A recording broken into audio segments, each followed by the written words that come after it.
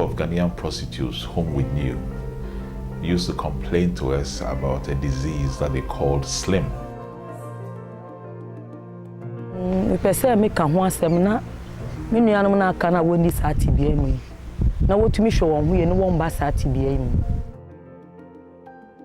And in fact, as a young man, I didn't take it serious.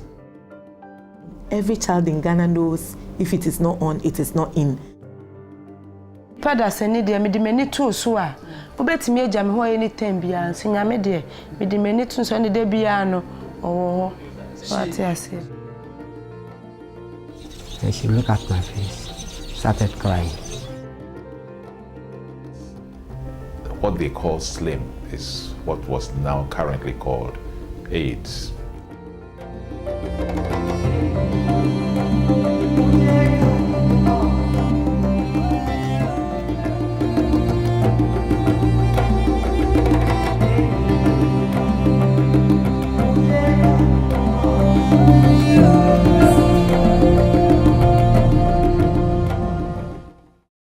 My name is Nat Nunu Amatefio. I was a mayor of Accra from 1994 to 1998. I had become aware of the HIV scourge 15 years previously, or 15 to 20 years previously, when I lived and worked in Nigeria. And a group of Ghanaian prostitutes whom we knew used to complain to us about a disease that they called slim. This is a disease which you just wasted away until you died, and there was nothing that could be done to alleviate it.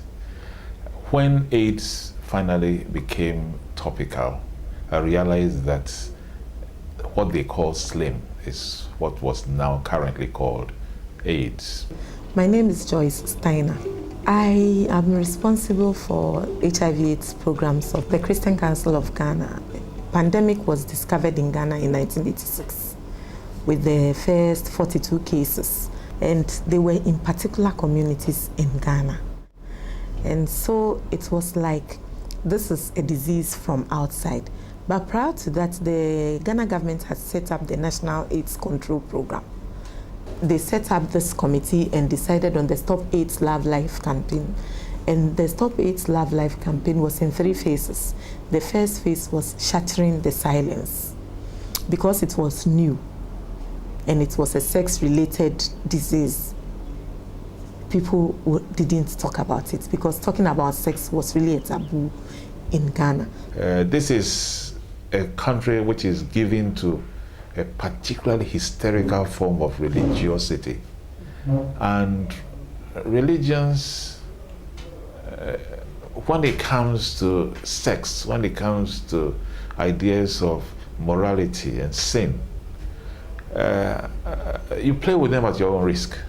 By the end of the first year, more than 85% of Ghanaians had heard about HIV/AIDS.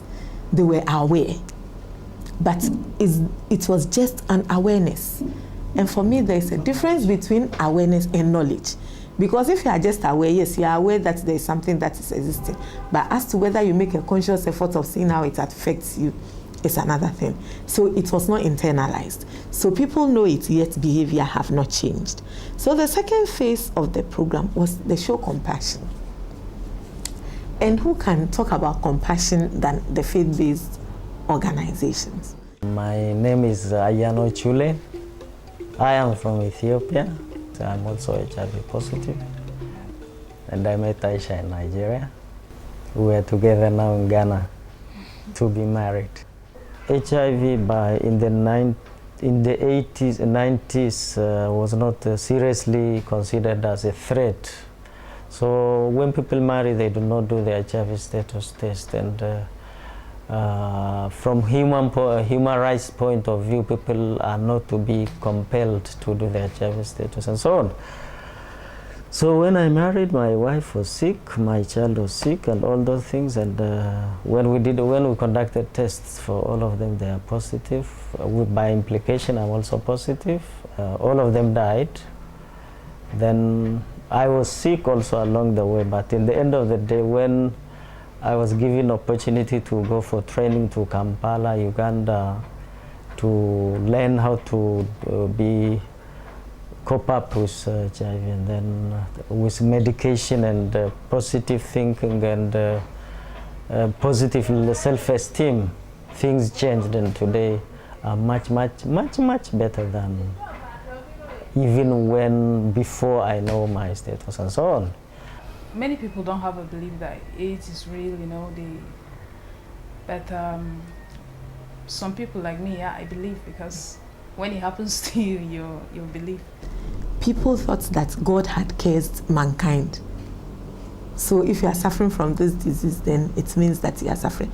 And it was the faith-based organizations and a misinterpretation of scripture. People quoted all kinds of verses from both the Bible and the Quran to justify that HIV/AIDS was a case, and that people who had HIV/AIDS were sinners. The difference we are now noticing is that we realized that we didn't know anything about HIV despite our high academic status or whatever. And we noticed that because of our ill preparedness, many lives have been lost. And we should be sorry as religious leaders in Africa and in the whole world that the responsibility which God laid upon our shoulders, we have not been able to fulfill it. For that, the religious leaders should be sorry. And then what shall we do? We shall rise up and accept those who are infected as brothers and sisters. They are not just human beings, they are brothers and sisters in the kingdom of God who happen to be in that situation. That was the first phase of the compassion campaign. The second phase was the training of pastors and imams on stigma and discrimination, how to eliminate stigma and discrimination, and then how to create a compassionate congregation. And fortunately, we have the What Can I Do videotape and the manual. What Can I Do is a videotape of Reverend Gideon Biamugisha of Uganda. He's a Reverend minister, Anglican minister who is living with HIV/AIDS. And when he discovered it, he went through a lot, but then he realized that no, this was a ministry. So then they formed the African Network of Religious Leaders living with or infected or affected by HIV. So they call them ANARELA.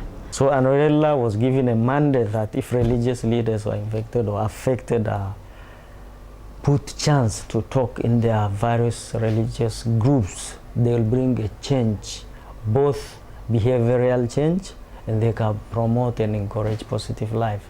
Because religious leaders who are infected or affected have the same calling which they had when they are called into the ministry, and by reason of being infected or affected, they are more seriously called into facing the challenge of HIV and AIDS in their congregations. So ANARELA came to be a network of people who declared themselves open along the continent, regardless of what people would say, to save other lives who are dying of silence and fear. So we have defeated fear in Africa, we have defeated stigma, and that's why we have a network of religious leaders in Africa and many countries who speak freely and frankly without any barrier at all, and proving to the world that HIV virus is not something which we should shiver before, but confront and defeat it. So that is how ANARELA came to be. When I became mayor, I was faced with a problem of governing a city of roughly 3 million people, of whom easily 60% were under the age of 15, 16. So it was a remarkably youthful population. And it was a population that was obviously very much affected by the AIDS crisis. The government and my administration in the city at that time was aware of AIDS but had not yet created significant policies to counter it. Of course, for those of us mayors who run the major cities, AIDS was a serious matter because a lot of our residents were susceptible to it. So we also tried in City Hall to work with local groups to come up with ideas on how to combat the AIDS pandemic. Our approach was basically who were the target groups, who were particularly affected. It was not a pandemic which raged all over the city, but it had pockets. We noticed, for example, that there are several thousands of young women who come into Accra from the rural areas to study hairdressing or dressmaking. A fluid community is a very migrant community where people go in and out. You understand? You get fluid communities along the borders, along communities that are close to urban areas, like the community that we will go to on Friday. The name of this village is Manhiang. Manhiang means a new town. It's one of my project sites. You can see that development here is not very fast. Until recently, they didn't have water. They didn't have lights, that is electricity. But we managed to do some lobbying, and then now they have electricity. We are still waiting that they will have water.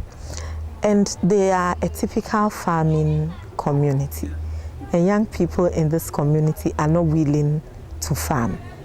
So they go to Accra, the central business city, do all kinds of work there, and then come back.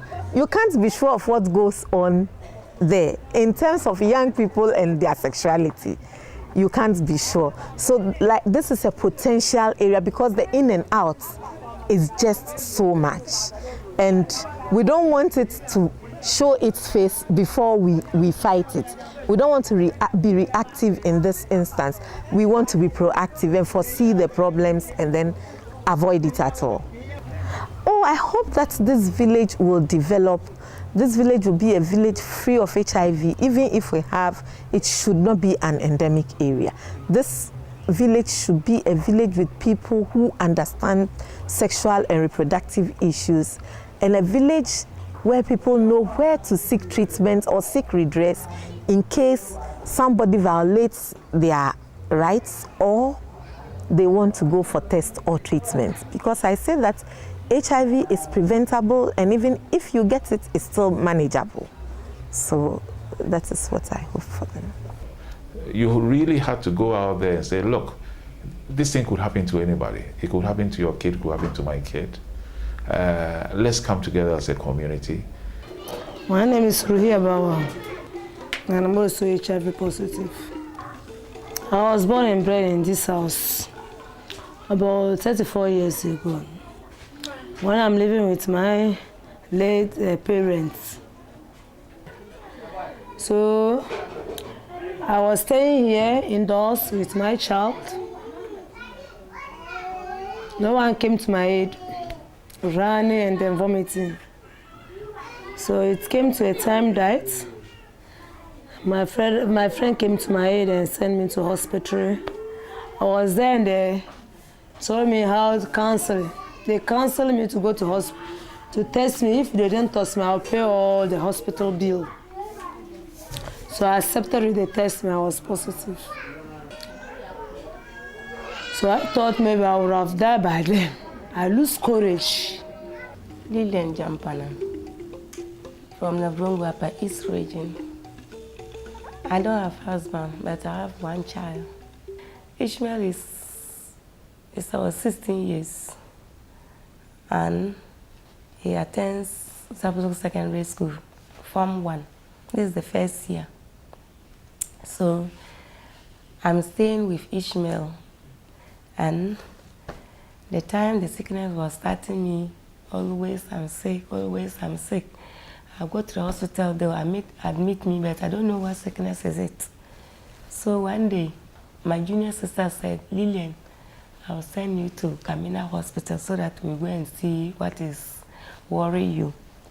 So I was here when my sister rang from our office, our main office. So I went. When I went and we went to the hospital, he went and told the man that he should make me a test so that he will see what sickness is worrying me. But she didn't tell me that she's going to test me HIV this thing.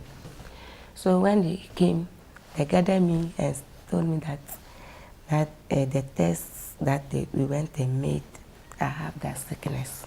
In fact, when they told me, I was sad and I was weeping there. In the group, right now we share ideas. I like the way if you have, maybe when I was sick and I was not diagnosed, I saw some symptoms in my body like skin rashes, then stomach, running diarrhea. So anytime we meet, we discuss our personal issue.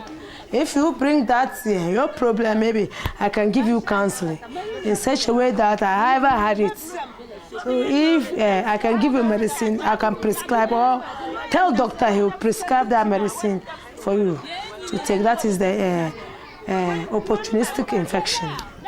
So we share the ideas, and even we want to do microfinance activity like tie and dyes, beads making, flowers designing, these earrings just to make our ends all right. So my sister's husband asked me that I shouldn't worry because nowadays that sickness is just like a malaria, so I shouldn't mind. So it's there that Clement asked me to come and join that group. Mabulugu Association, I've joined that association because it's because of this my sickness. But when I went and meet the people there, I can see that I'm not alone. And the advice that they give it to us, I've relaxed. So I can see that I'm not the only person. And always when we go to the meeting, the way they will talk, when you come back to the house, you won't think anything. And right now we don't need for charity, we look for employment.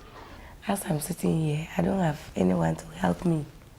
So, and it's through this work that the time my child was going to school, I had a loan year and he went. So if not because of this work, I don't have nowhere to pass, or the boy would have been sitting in the house. The advice that they've been giving to us, you know that if you are alone, you have to be keeping yourself well. Let's say that you said, as I'm sick like this, I have to give this sickness to another person, which is no good. The thing will be spreading. So always when we go to the meeting, that advise us because of that. So, and one thing that is worrying me too, that time that I realized that I have that sickness, the thing was paining me. So I was crying and I said, oh, as I've got this sickness, what about my child Ishmael? So one day I've sent this boy to hospital so that they'll check him. So when we went to the lab test, I thank God that the boy don't have anything. So now I know how to live with the child. If I use a blade, I will break it and throw it somewhere that the boy will use it. So, and I can tell that it's this meeting that have shown me how to live with the boy. If not this meeting that I've been attending, I wouldn't have known how to stay with the boy, and this sickness will get him.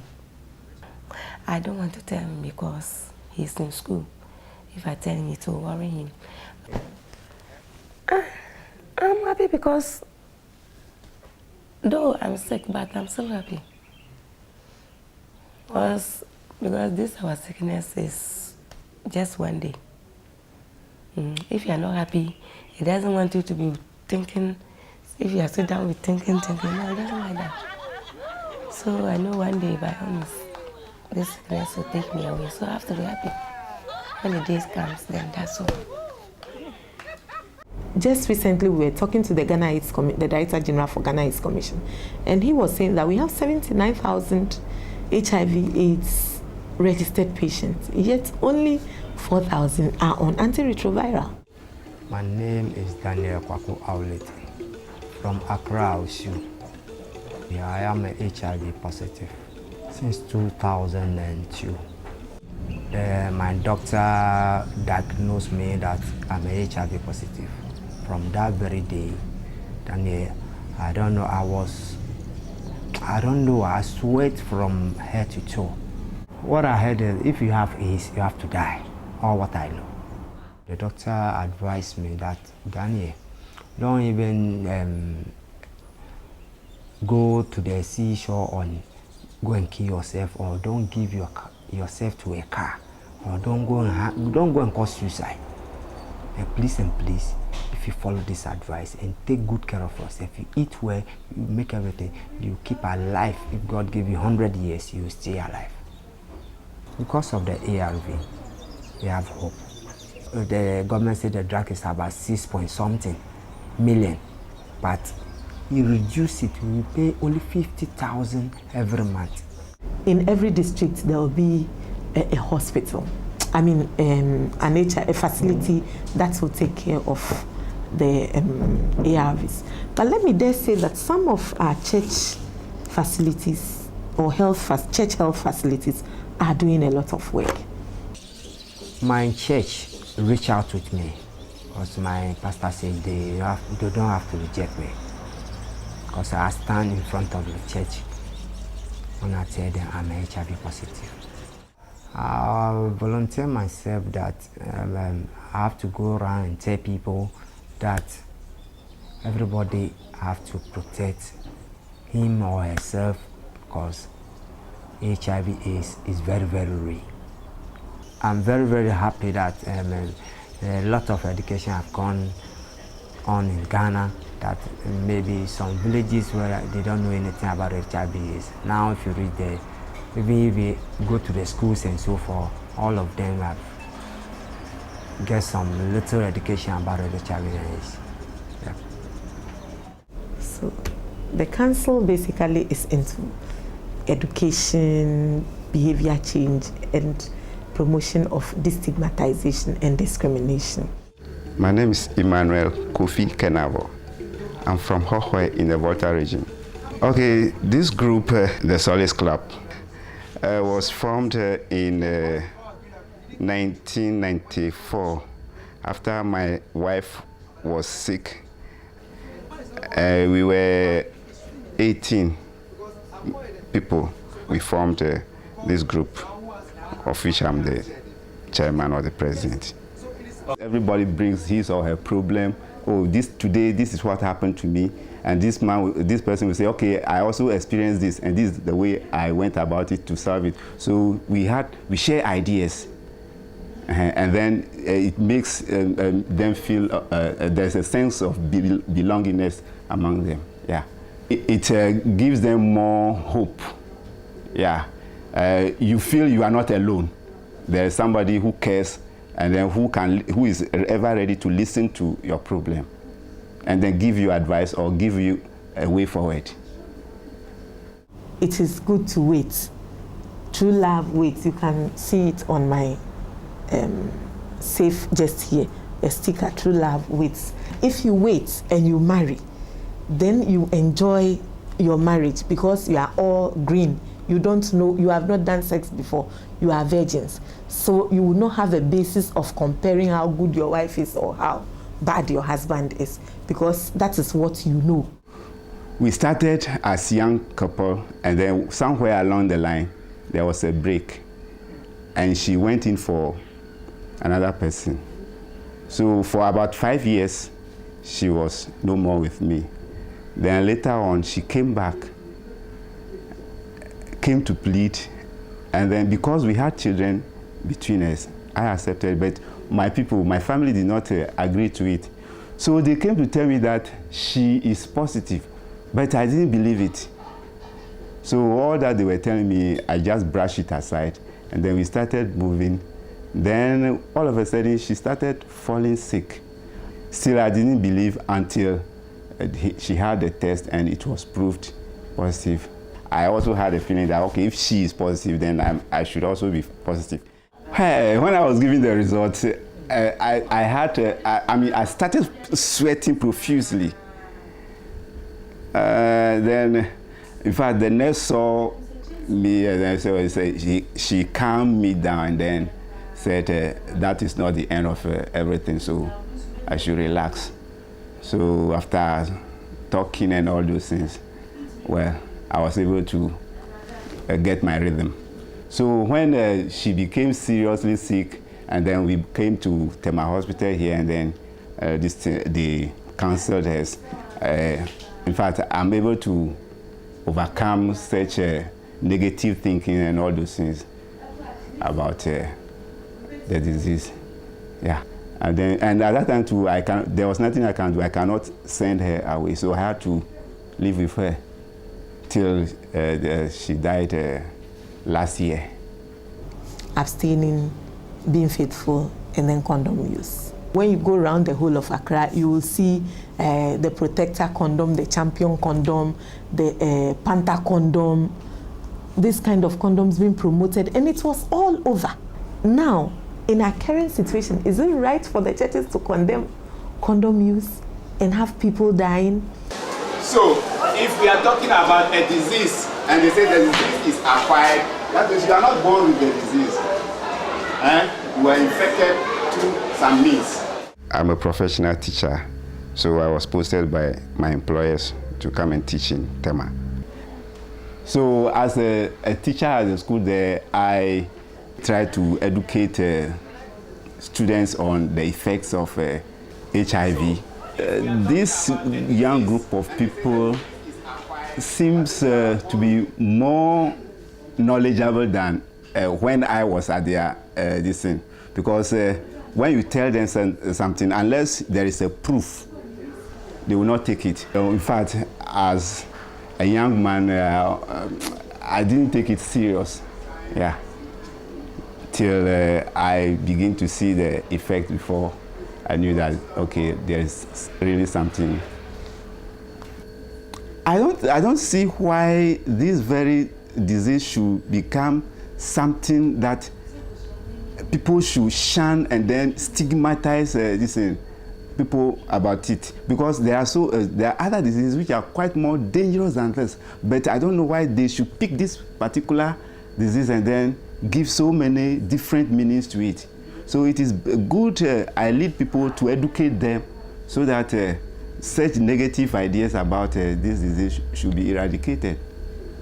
Oh, positive life means I should, as much as possible, to educate people on this, and then tell especially the young ones not to indulge in unprotected sex and observe this ABC, abstinence, be faithful to your partner, and then using of condoms. Yeah. Tell them the reason why you say it's not good. Yeah, that's the great difference that I find between this and then my generation. We people who are infected are living testimonies of the progress which has been observed in the fight against HIV and AIDS. As I was saying, that now, because of the ARV, I'm very healthy. So now I want to go back to my business. And right now we don't need for charity, we look for employment.